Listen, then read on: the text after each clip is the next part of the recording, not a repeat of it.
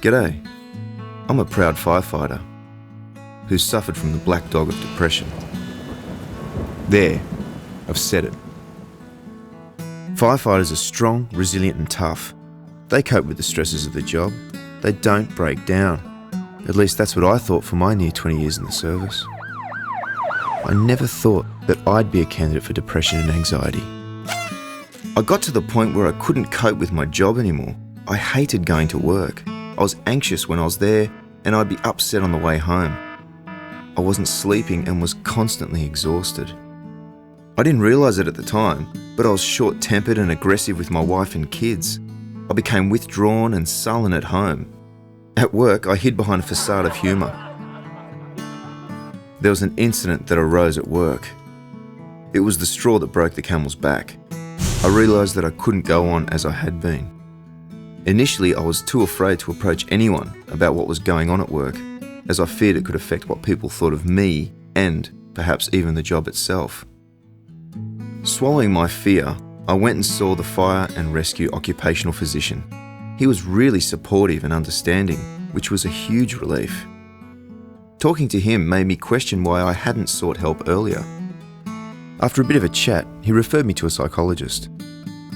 Initially, I felt a certain degree of shame and wasn't sure what to expect.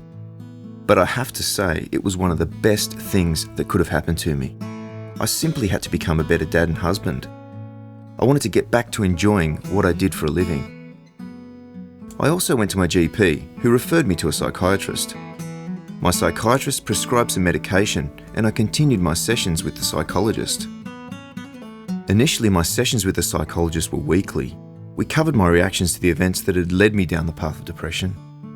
The sessions were sometimes difficult and confronting. It's hard to admit your feelings of weakness.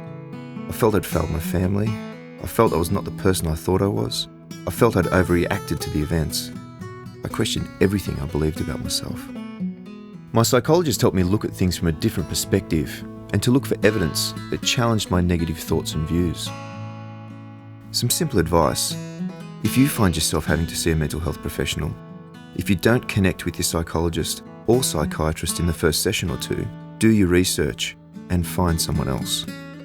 The initial consultation and assessment can be one of the most important meetings of your life. You have to trust and be comfortable with the people that are helping you. I no longer see my psychiatrist or psychologist, and I'm no longer on medication. It wasn't a life sentence. My wife and kids have noticed a huge improvement in me. I feel better in myself. I occasionally have days when I feel down, but they are far outnumbered by the good ones. Through all of this, I've learnt a lot of really positive skills to help me manage my life. When we reach out for assistance, no matter what the issue is, there are people within the organisation that are purely there to support and help us. These include the Health and Safety Branch, Peer Support Officers, the Fire and Rescue Chaplains, the Fire and Rescue Occupational Physician, and the Employee Assistance Program. Never be afraid to ask for help. Depression and other mental health issues affects not only you, but everyone around you. And life's too short to feel miserable. If you aren't comfortable with dealing with people within the department, seek help outside. Beyond Blue, the Black Dog Institute, Men's Line Australia and Sane Australia all have outstanding information and resources.